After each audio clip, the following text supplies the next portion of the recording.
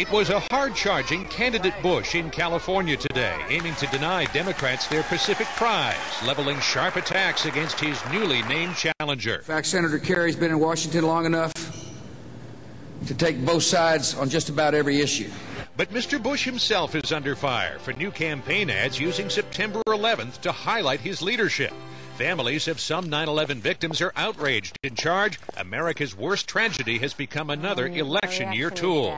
It's really wholly inappropriate to use September 11th in a political way.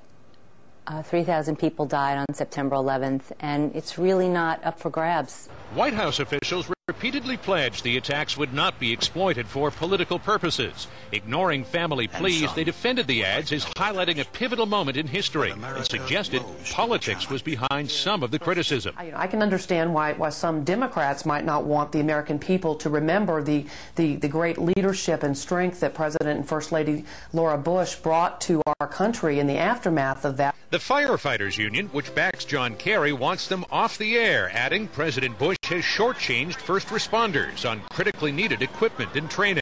He's trying to capitalize on the image of great heroics and a great tragedy, I guess trying to show somehow his leadership. The fact of the matter is, I think his leadership has failed when it comes to the nation's first responders and firefighters. But other first responders rushed to the president's aid. Bernard Kerik, who recently worked for the White House in Iraq, was police chief in New York September 11th.